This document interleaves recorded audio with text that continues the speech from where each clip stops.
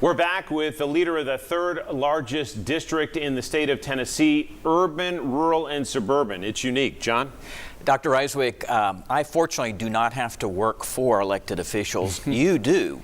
I think you've got 9 of them, 9 bosses. What's that like? And you also just got some new ones. Does the ground move underneath your job, or do you feel pretty comfortable about this sort of dynamic situation you're in? Yeah, it's a good question. I think from the beginning, even applying for the job, I think we tried to be really clear on being about students. And I think, again, the 4 priorities we've set around excellence in foundational skills and great educators in every classroom, and career empowerment and preparation and success for every student, I don't think those change. And so we're still going to be about the mission that we're on. I've been encouraged and have a chance to meet with the 3 new board members and do some orientation with them. I feel like they'll be very aligned even to those visions. So again, as long as we keep things focused on students and the future of Knox County, I think we're going to be in good shape. Since your time in the classroom as a teacher, what do you think has been the biggest change for our educators in the classroom?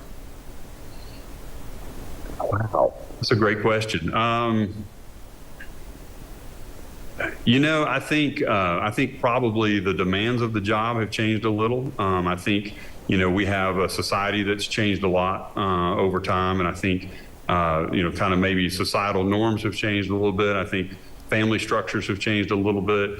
And I think all of those things have just made the teaching profession have to change as well. We encourage partners to help us because we know we can't be everything to everybody.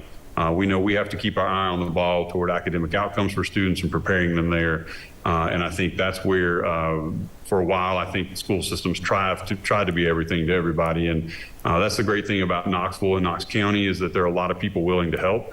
And everyone seems to come together around students. So we're going to try to be more specific in our asks of community partners. And so far, we've had a lot of reception when we can be clear and talk about the outcomes that we want and where they may be better positioned to help with that. So I think some of that takes some of the things off educators' plates, but I'd say that's what's changed so much in the profession in the last 20 years that I've seen. Hearing what you just said, it sounds like, and I think this is true, teachers have taken on a greater burden in a sense of looking out for their children beyond just the classroom. No, that's true. There are a lot of things that are there, and a lot of other pieces to that. And again, what I know of teachers, it is a calling for them. It is a life mission for them, and I think they've always done that and kind of are geared toward doing that to take care of kids.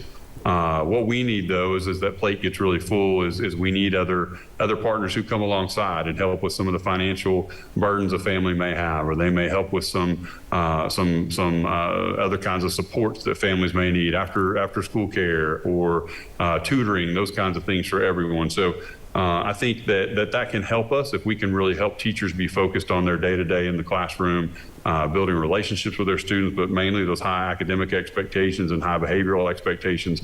I really believe that we open our arms and make our needs known, that I think the community will come around that. Dr. John Rysewyk, thank you for the conversation. Always good to see you. Best of luck for the remainder of the year. We'll check in again. Until then, have a great Sunday.